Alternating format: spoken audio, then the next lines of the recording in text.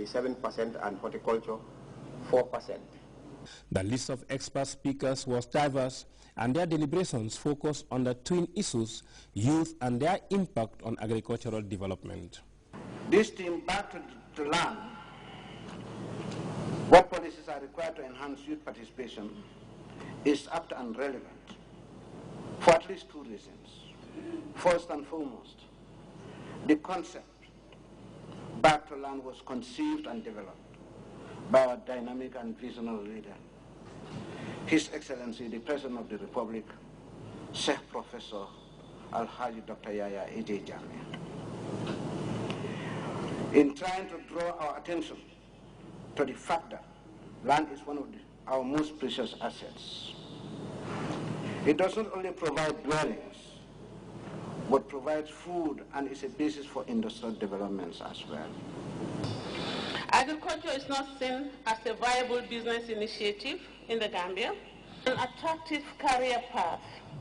It is tedious and time-consuming due to inadequate access to improved technologies. For others, the more intractable issue of youth unemployment needs to be given added attention.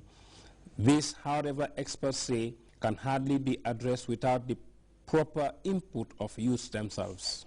I believe that the clarion call that was made by His Excellency the President was probably the single clarion that probably signaled the beginning of an agricultural revolution in the Gambia.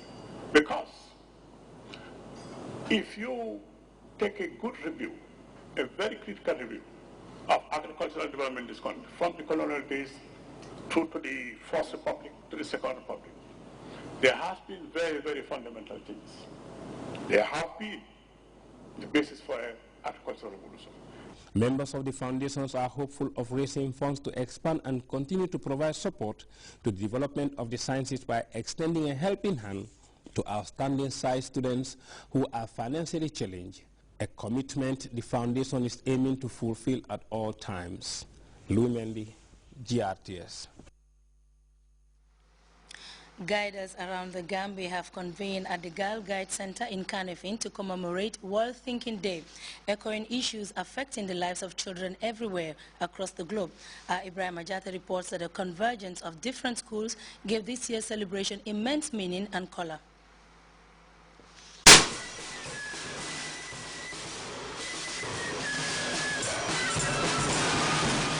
A convergent unity of divergent colors marching in great harmony.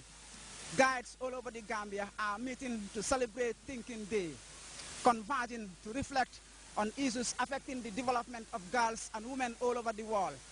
This marching procession signifies the global quest to ensure that girls everywhere attain their fullest potential.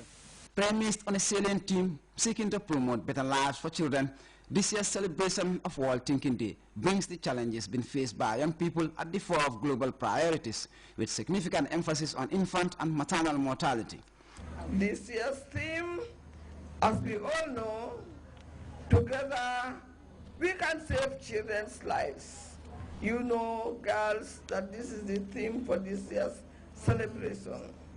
It's at the very core of humanism, namely responsible parentage, whether over one's own or foster kids.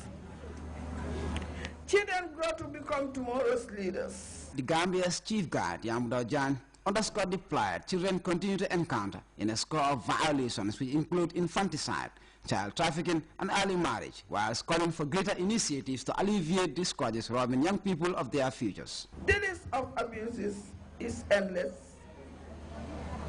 By dedicating this theme to children's welfare, the World Association of Girl Guides and Girl Scouts, that is WACS, has voted to engage the global consensus on the alarming rate of child-related violence, with a view to mobilizing a strong and unequivocal global voice of reason that actively fights against this disgraceful human menace. Thinking Day enables focused and concrete reflections on the predicament of children, rousing increased inspiration towards schemes designed to save better lives for the younger generation. Guardian continues to take greater significance setting of global initiatives, ensuring that girls are properly trained to reach and attain their fullest potential in an increasingly challenging landscape. Each year, on 22nd February, Girl Guides and Girl Scouts all over the world celebrate World Thinking Day.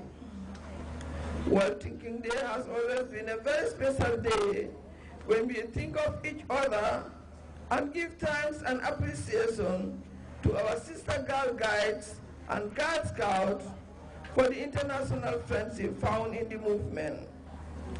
Since 1932, when Olive called upon all Guides and Girl Scouts to make a voluntary contribution to the World Association, you have through the Thinking Day Fund helped bring girl guiding and girl scouting to more girls and young women in more places.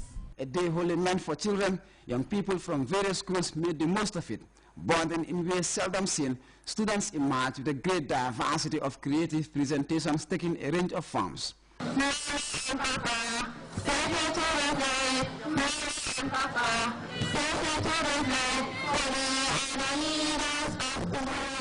The drama and excitement here includes everything from poetry to singing, bringing forward prominent issues affecting children of all backgrounds. We are the future, someday go, but in future, toxic by the biggest enemy of man, of existence. Where are you? Depriving the man's future. The future is due. Do what are the children. Let's forget us for one of the nation. We are the children. We are the world. We are the children. We are the future.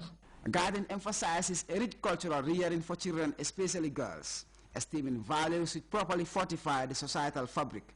The Guard Chief urged parents and guardians to pay increased attention to the shaping of young people, ensuring that the right ethics are cultivated to support them in future engagements.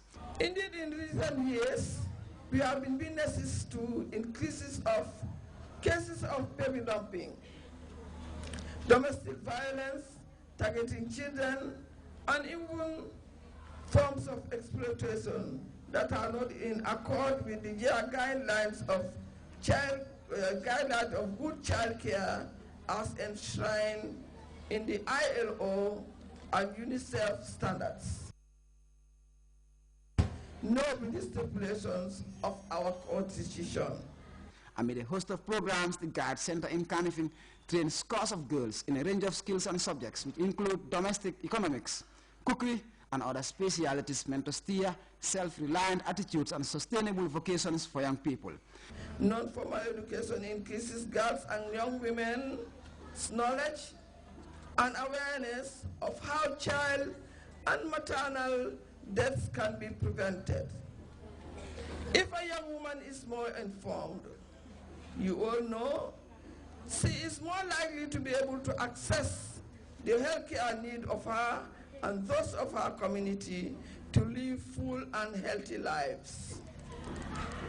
Around the world, 7.6 million children and 287,000 mothers die each year, most from preventive causes like pneumonia, diarrhea, malaria, or lack of access to appropriate health care.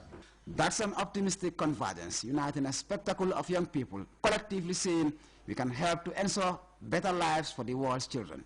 Ibrahim Ojata, GRTS. We'll take our first break. Stay tuned.